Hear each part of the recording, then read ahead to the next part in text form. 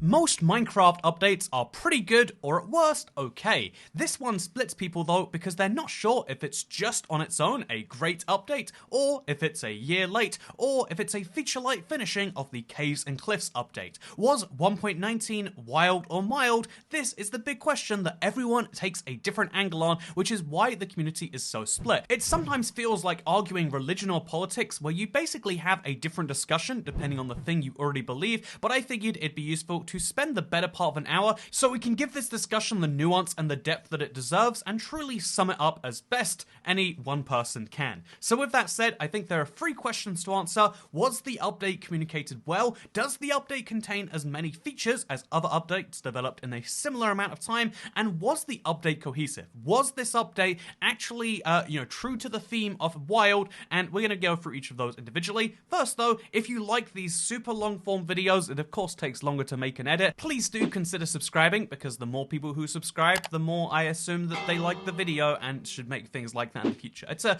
useful way to send the right message across. Speaking of right messages, this update started being communicated pretty well. I mean, the Wild update was revealed at Minecon Live 2021. That was before 1.18 had even officially come out, and it was just letting us know what their plans were for this update. And I think that was a really solid way to start. However, the headline feature of this update was actually shown to us as early as Minecon Live 2020. That's right, the Warden actually ended up slipping from 1.17 to 1.18 to 1.19, and in the case of all 3 updates, I'd say for a large number of people watching, this was the hype feature. This was the thing to be most excited about. I mean, the Caves and Cliffs announcement was exciting enough by itself, but then they revealed there was going to be this mega boss hiding in the depths, and then they revealed that the Caves and Cliffs was split into 2, but the second part would have this mega boss hiding in the depths, and then they reveal 1.19 to us, and you know what the biggest and best feature in the entirety of the trailer was? It was this mega boss that was hiding in the depths. Admittedly, in that time, they had added the Ancient City, and if you compare the original trailer for the Warden compared to what we saw in 1.19, you'll notice just how much more fleshed out it is. You'll notice that instead of these tiny cabins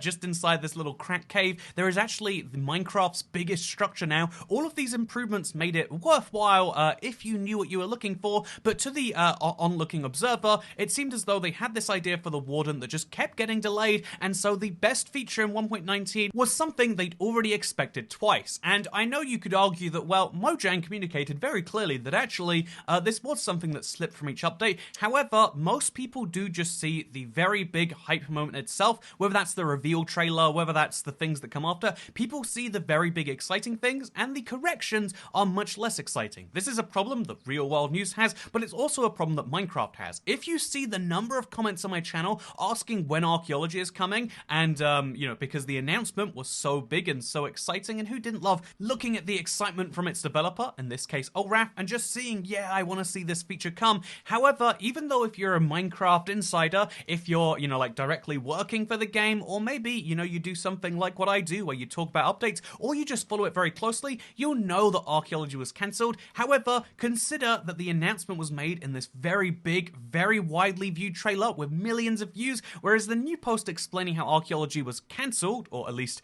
pushed off into the far future, which effectively means the same thing, then this was an announcement made in text. It was kind of dressed up. Like, seriously, this is the line of text right here you had to read in a very long text post, and so of course it was seen less widely. I mean, just comparing the way that video proliferates in a way that text cannot, just comparing the fact that they were so keen to share with you how cool archaeology was in the announcement, whereas in the cancelling they're just like, oh yeah, this is later, they're kind of like downplaying it. When you consider all of the differences, of course fewer people know about the cancellation of archaeology or bundles, etc. This is always going to be a problem with communication. When you announce something new is coming, it's always going to be more widely shared than the reverse of the situation where you're cancelling a thing, because people are more excited. Really it is about excitement, right? Like, people are more excited for new things than they are for, oh, that new thing you thought was coming isn't coming anymore. That just makes people feel silly and like they've been excited for nothing. Whereas when something new is coming out and you see some gameplay, you see Mojang talking about it, you can get really excited. And so obviously this update wasn't the biggest one that had ever been delivered, but the argument you can maybe make is it was really good for a 6-month update. However, most people did not know that that was what they were getting into. They saw the Wild update was announced, and because Mojang was so worried about missing deadlines because of the whole drama and controversy behind 1.17, they decided to set themselves a deadline they could couldn't miss, and they said the update would be coming out in 2022. This seems really smart on the surface. It's just saying, I don't know, man, the update will come out when we're done with it. However, if they clearly had in mind this was going to be a 6-month update cycle instead of a 12-month update cycle, they should have made it clear this would be a smaller update. And that is maybe where I'm getting with this whole point about communication, because we did not know, first of all, that this was going to be a smaller update. You can get excited about a small update if it's well focused, but at the time we had no clue if this was going to be an update to rival the Nether update, an update Aquatic, and Village and Pillage and Caves and Cliffs, and ultimately, why wouldn't it? Why would they deviate from the path that was working so well of taking a full year, making a big themed update that really rejuvenated the game in major ways?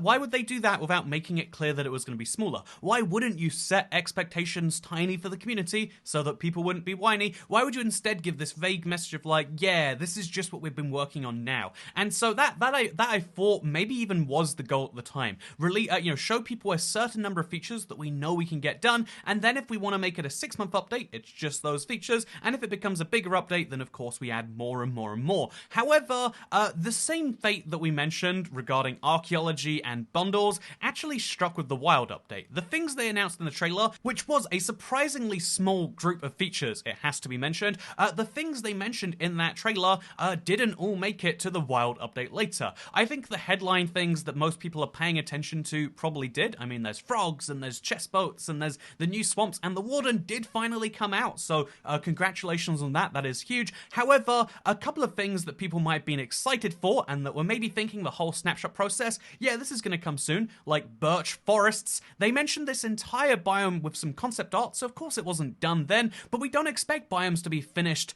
8 months before the release of the update, so 8 months ago we saw the concept for the birch forest, and then just no one took it any further, it seems. Even the mangrove swamp, which we basically saw in full at Minecraft Live, obviously it takes development time to turn one of these concepts for the trailers, because that's just the minimum viable product, into the finalized thing, but they didn't add anything to what they showed us there. They just made that work in the finished update. It's a biome made of mud where there's some mangrove trees. What else can you be excited for in there? Well, there's not a village variant for it. There's not any other structure like how the swamp has the witch hut. The mangrove swamp, it has trees, and the trees are really good. I have to say, I'm glad they listened to the community. Like, that is one of the big benefits of announcing this early. They realized that mangrove wood, as it looked in that trailer, was just jungle but worse, and so they made a brand new vibrant redwood. I like that. However, when people heard Wild update, they thought this would be a collection of features from all over the place. We assumed that the swamp, the birch forest, and the deep dark were just the start, and that from there they could work on other things, but instead it turned out that of the 3 biomes they announced, one of them wasn't going to be coming in any form, and also, even worse, they didn't announce this till way too late. I mean,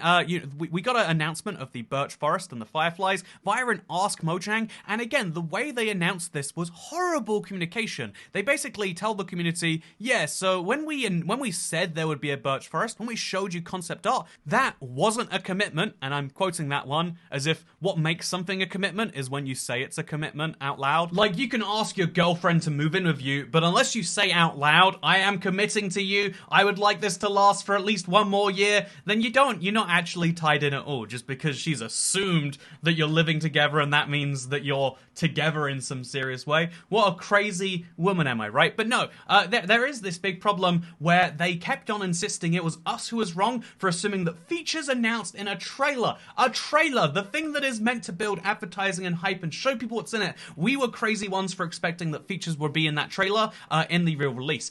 Same with the Firefly. The Firefly is a mob they decided not to add, and their reasoning we'll dive into in a second, but the same thing applied. They just said, yeah, so we're deciding not to add it, but they always use this language of, no, it's not that we're deciding not to add it, it's coming in the future. They're building this big pile of features that they probably haven't thought about, in years, where it's like, no, we want to add this just in the future. It's going back in the idea library, which is a polite way of saying it's not that it's not like guns where we've committed to not adding it. It's just going to come in the future. huge, which I find kind of condescending. You know, maybe you could argue that I'm not the target Minecraft audience and that's why it's condescending. And so not only was the communication bad for them to say, wow, you guys expected a Firefly, not only was the reasoning that they then gave kind of superfluous, that like, oh, we just realized that fireflies would be dangerous to frogs in some circumstances in the real world, and we know how many people have frogs and fireflies and would feed them to each other, and how many deaths we've caused, so we made it magma cubes instead, as if that's not just as... whatever. Ignoring their reasoning being kind of questionable, they then, after they gave the frog the magma cube as food, which was way back in January, months before the update, they kept insisting, yeah, the firefly, we just removed its purpose, but we're working on the reason, not communicating until way too late, not communicating until saying that, like, actually, we were the problem for expecting features that they had announced. That's not a commitment just because we say it's coming. I thought that, you know, that rubbed me the wrong way in a lot of ways, in my opinion. But then the even worse thing than all of those things together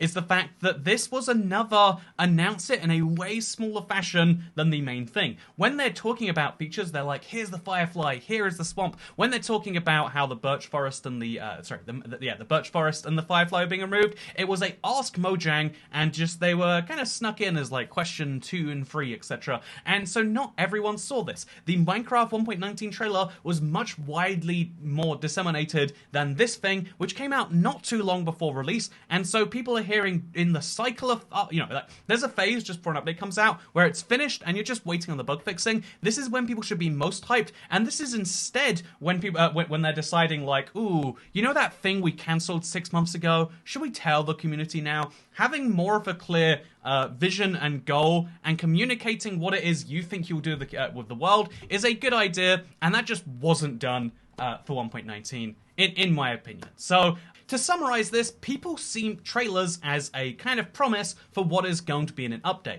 This seems really backwards if you know the update process, but most games make the content first, and then they make the trailer, as far as the world is concerned, and so by the time they're advertising these features to you, they know what's coming. Mojang and Minecraft does it very differently, where they make really basic mock-ups as fast as they can in a week. You know, the same thing that you'll see when modders make the whole wild update in 2 days. They make those fast concepts as quickly as they can, and then they spend the next 6 months polishing and working out all the fun interactions, etc, etc, etc, releasing snapshots, and I think it's a key difference that they don't mention anywhere. At the end, I think it'd be important to say, these are all mock-ups, some of these features might not come, hopefully we're going to come up with more during the time, but here is a good guide as to what we're making in this update, and, you know, like, this is, are we going to add more, or are we not going to add more? Are we going to, you know, right now, Mojang is stuck in this perpetual cycle of over-promising and under-delivering. Hopefully we can get to the phase where they're at least promising almost as much as they deliver. That would, or like roughly as much as they deliver. That would be the absolute goal, but I think communication can't explain all of this alone, right? Because timing is where a lot of the flaw comes in too.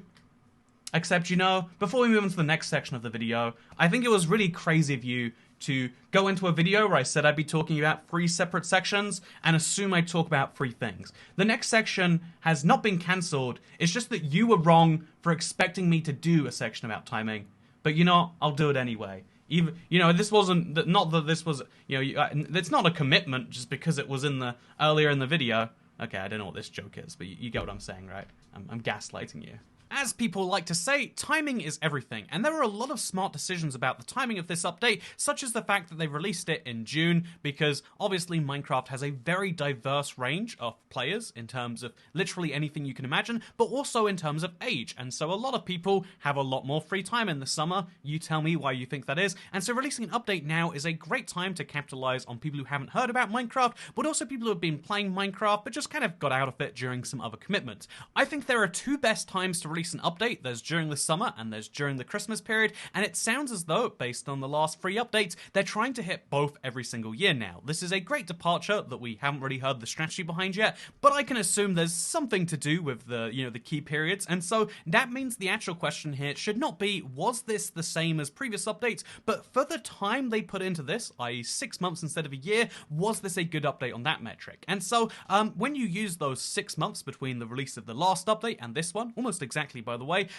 you end up with 15 separate features according to the Minecraft changelog. However, I don't really think that that's the perfect way to count. I also think that there's 68 features according to my counting, where we count every individual block or item, which also isn't fully accurate or fair, but I think it's the best way we can count for now, is just how many individual unique different things are there in it. I mean, sure, the mangrove button is not as much of a new feature as the frog, and so it's unfair to count them both. However, even when you try to limit it to the major features, isn't it unfair that the chest boat counts as a new feature in its own right, but also so does the warden or the ancient city? These things are massive, and the chest boat is a boat with a chest in it. And so it kind of gets unfair to try and compare anything. If we just assume that Mojang isn't trying to buff the numbers, I think 68 features is a perfectly fair number to come to, and so now we should start to compare it to previous updates. So as flawed a measure as this is, 1.18 had 108 features and 1.17 had 114. These were two updates developed over the combined course of 18 months,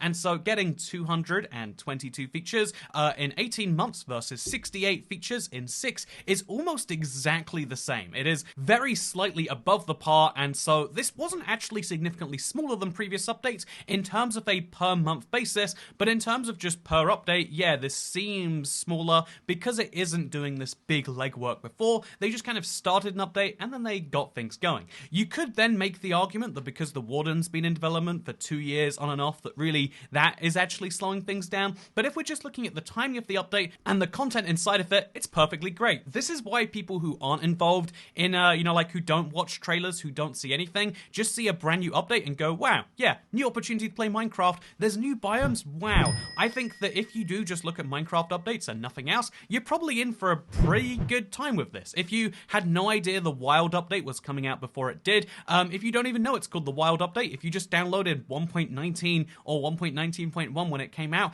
then you probably are very happy with this, and so I think if timing is on point, then that means the issue more comes down to how people were expecting things, and those expectations can only come from Mojang's own communications, but we've had a whole section on that, and so the most of it comes down to, was this a Wild update? Whoa, I sure am looking pretty wild right now, huh?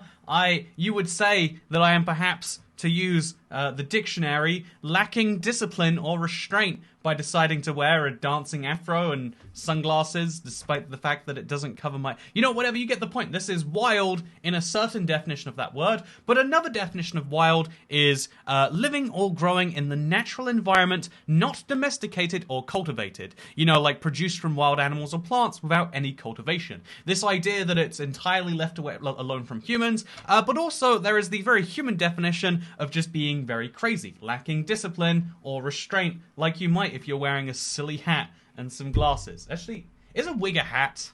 You know, there's a fun, wild question for you. But the more important question for this video is, what is the definition of wild? And the answer is that both of them are. However, I would say when people hear the Wild update, you know, when you hear wild in relation to video games, you're picturing something else altogether, something mystical and magical. It's going to have, like natural magic or something. It's going to have roots inside of how nature works, but because it's a video game, we can take things in different directions. I would say that potions are a wild feature. You're technically just taking things from your Minecraft world, but you're combining them in ways that make some really powerful stuff. Right? That's my take on things, at least. So obviously the Wild update is technically true for the definition of wild, where you mean that it is natural stuff, because everything added in this update was to do with natural things. You can argue the ally is kind of like an animal, even though he's captured by humans. He's a part of the wild. The new swamps are a brand new wild environment, and the Warden and the Deep Dark, that's the wild as far as Minecraft is concerned, and I kind of see the link there. However, when you hear something as broad as the Wild update, I think it's important to make it clear what they mean by that, and I don't think that happened immediately. We saw fireflies, we saw frogs, we saw all these ambient plants, and so that's where people associated this update with. This was going to be an update that would make Minecraft feel much more natural in these wild places. Rather than walking into a forest and just seeing trees, rather than walking into a desert and just seeing sand and the odd structure, rather than walking into the swamp and just seeing swamp vines and muddy water, the goal was that every biome should feel more wild, should actually feel different to each other. The idea of adding the frogs to the swamps and adding, fireflies to make them them feel more alive at night is something a lot of people connected with. My personal take is that the Fireflies, I didn't really care.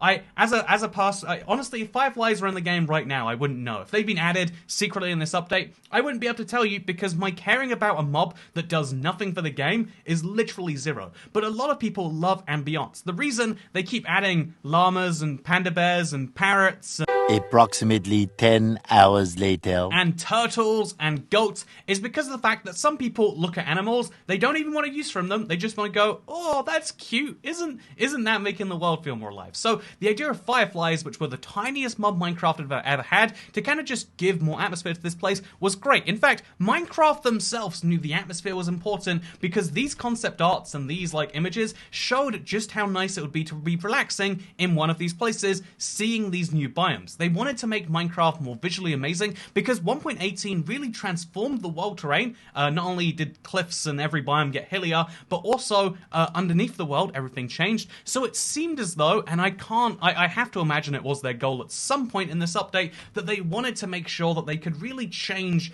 the shape of the overworld and make every biome have something a little more natural. I mean, obviously, the mangrove swamp is a brand new biome. You can't expect a brand new variant of every biome, but it seemed as though with their very brief concept art of the birch forest, why not have these lovely new flowers? Why not have these weird, I think they were called, are they funguses? Are they molds? I don't know. They grow on the trees. Why not have them, right? And the answer is because they didn't get around to developing them. They didn't make these features. They decided to cut them. They decided at some point in the phase of the wild update between what we saw at Minecon Live and what we saw in the later snapshots that actually wild just meant releasing 2 biomes and then making those biomes kind of interesting. Except, I mean, if you look at the mangrove swamp, what wild means is release 2 brand new biomes, and yeah, that's what wild means. That's 100% of it. And to me, you know, that seems like a disappointment. I think that when you hear, when the Caves and Cliffs update Part 1 came out, and there weren't any caves or cliffs in it,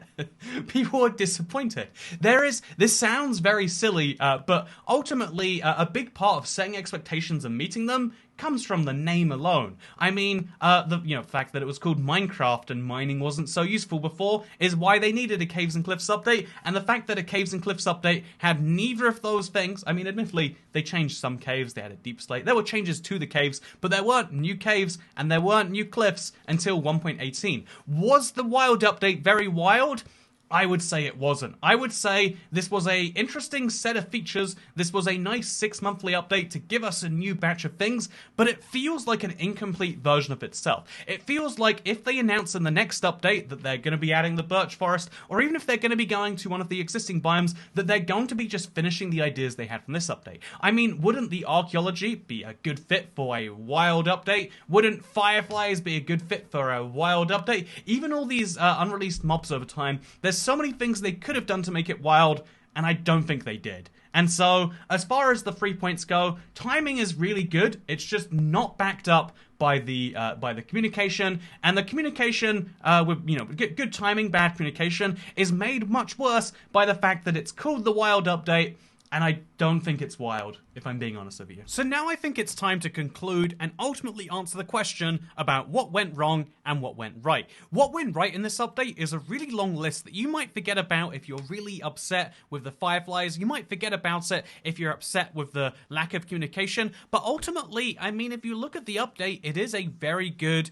well put together update. It's focused around 2 biomes, and both of those biomes received a whole hefty batch of features. I mean, when we talk about the Warden, we forget about the fact that the whole Ancient City wasn't going to come originally, but also the Ancient City / Deep Dark part of this update is the one they massively over-delivered on. The whole point of, delivering something good is under-promising, over-delivering. That is what they massively did with that, because the Deep Dark didn't just have this brand new portal, which has sparked one of the biggest debates I've seen in the Minecraft community yet, but it also had all of these extra little nice features. I mean, Swift Sneak being moved from boots to leggings, really nice little thing. I love the recovery compass and a way to point at your dead body. If you're deep enough in a survival world, now you should put a recovery compass wherever your long-term spawn point is meant to be, or if you have a lot of spawn points, put one next to all of them. Why not, right?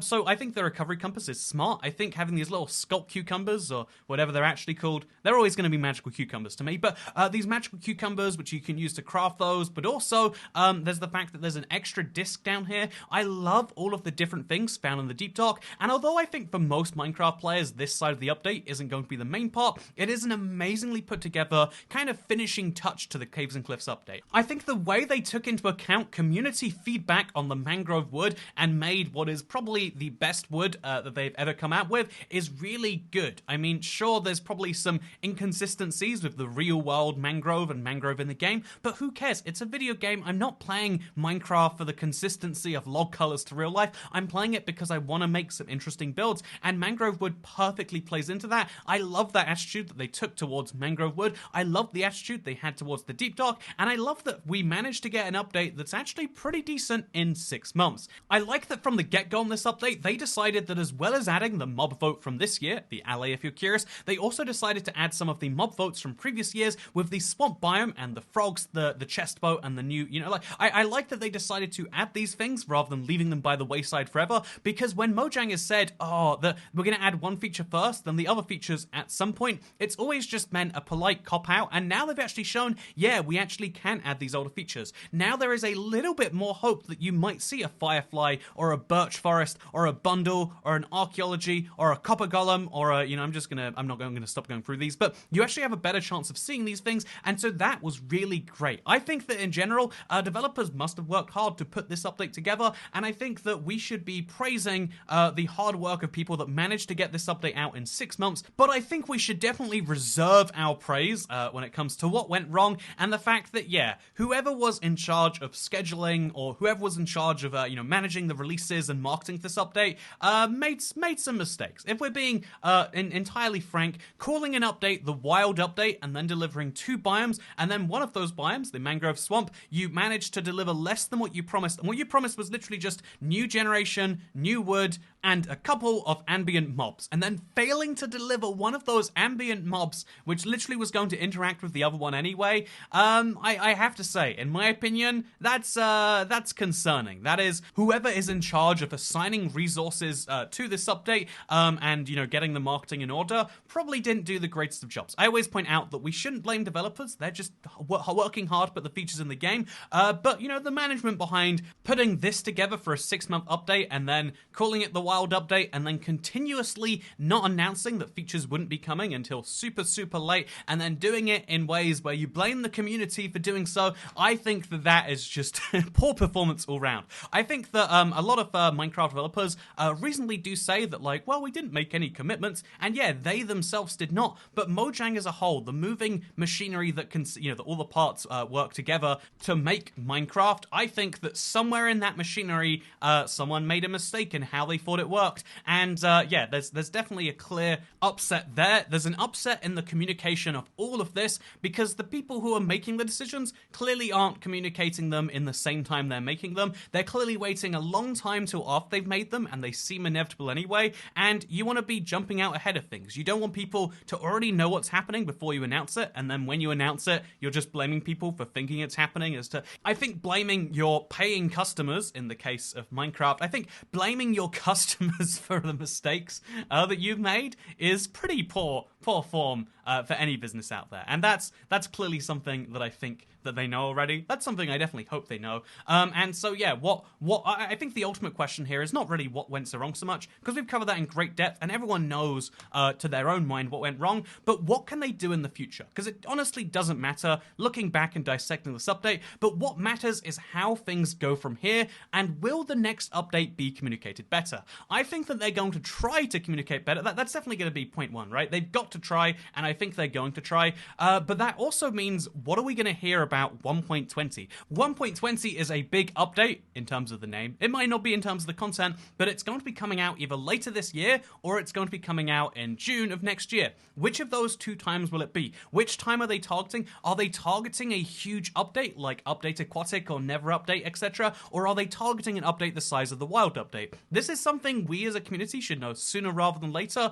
so that the hype doesn't build for nothing, right? I mean, so the hype is building to the appropriate level, I guess we could say. And the other thing is going to be, when are they going to announce it? I think there's two obvious times to announce any Minecraft update. One is, a couple of months after the previous one, and the second one is Minecraft Live. Minecon Live, Minecon Festival, Mine Festival Live Show 2022. I think they're going to be doing a live show at some point this year. Maybe as part of a convention, maybe it's not. I don't think we actually know yet if Minecraft Festival will be happening this year. But anyway, ignoring all of that, they're going to be making an announcement, and that is likely where we'll see 1.20, right? I mean, it could be later, it could be earlier, but given that that's been the trend for the last, two big updates now, I imagine they'll continue it. So that means there's potentially months between now and then. And so what are they going to be doing in those months? It seems as though, from the outside perspective, that when an update is in the snapshot phase, you can see the work happening every single week. Every single week there's some brand new changes to a certain command, or they're messing around with this mob, that feature. The difference between the Ancient City when it was first added and the finalized version is something I've wanted to talk about for a while. It's amazing, the changes. But when it comes to outside of snapshot period, it can look like nothing is happening for a really long time. And this is unfair to say sometimes, because of course they're always working on something, but the speed and the progress they make in updates definitely changes when they're not being held accountable by, when they're not at least having to show their work, right? I think this is true for a lot of people, and so the question is, what is going to be happening between now and between Minecraft Live, which, is that September, is that October? If it's October, they probably have to really announce something before then, in maybe August or September, because waiting 4 months with no word on the next update, no snapshots, no anything, is that smart communication? Is that a better way to surprise people? Is that a better way to underpromise and overdeliver by making sure that absolutely no one knows anything? I don't actually know. I would say that the important thing is when they do start talking about 1.20, that they make it clear that what they've shown are mock-ups and they're going to have to spend months developing these things, so the community are all very clear, not just people who watch Minecraft YouTubers or people who follow developers and know that that's true. Everyone who learns about this update should know that it's not finished yet. It's just, these are features that are beginning development, or if they are features that are finished development, you make that clear too. It's important the community knows where along the phase it is, and also it's important to pick a title that matches the update. If 1.19 was just called the Swampy Dark Update or whatever else, I think that it would have been received a lot better than something that was called the Wild Update, something that had a trailer and that in the 6 months after the trailer missed a lot of those features. I think there's such a difference in perception based on how you communicate something and how you title something. And so what is coming with 1.20 is a question we could spend forever thinking about. I think the next few months are the time to speculate and the time to put your reception and your feedback and your what you would like and all of these other things out into the world. And that's something that I guess I'm looking forward to, at least. The question about why. They're using this mysterious I don't know what's happening, and hopefully when we see 1.20, we don't repeat the same cycle that we've been stuck in for 3 updates now. I think Minecraft had such a good phase of updates from, 1.13 to 1.16, and 1.17 was due to continue that, but obviously we can blame the pandemic. Can we get back on the path that we were following pre-pandemic, or is the pandemic norm of moving your deadlines all the time and saying, during these sensitive times, we can only do so much and delivering way less than you said you would, is that the norm from here on out? I think this is a question every business has to answer for themselves. Some businesses might like the easy route, but I hope that Minecraft, as steward of the biggest game of all time, makes the decision which is best for over 200 million players at this point. I hope that they can do this while keeping a good work-life balance for the developers, but it's clear that at some point, if this is the amount you can deliver every 6 months, that it's worth working out the hiring process. It's worth getting the project managers to ask the questions and do the post-mortem, and I hope that all the questions I've asked in this video and answered in this video have been asked and answered 100 times by those people inside of Mojang. That's what I hope. I hope those very well-paid managers inside of Mojang didn't decide that they did a really good job for the last 3 updates and they better keep the string going, because these have been fine updates, but I think if we're trying to make Minecraft the best game, a world-class game that people are happy to drop their microtransaction money on, or their Realm subscriptions, or their server money on. I think it's important to make the game as good as it can be and to update the game as best they can. Maybe that's just me talking. Maybe you disagree. Let me know in the comments. But for now, I hope you all enjoyed this very long video. I don't even know how long it is because it's in multiple parts, but this is my thoughts on the WoW update. I think long form is a really good discussion method for things like this, and if you agree, consider subscribing because I like making long videos every now and then. I also like making great to the point videos, but sometimes you need to rant and you need to get all of your thoughts out. And yeah, if you enjoyed that, subscribe. If you think this video was something that was good, subscribing is the best way to let me know. But thank you, because I'll see you next time. Goodbye.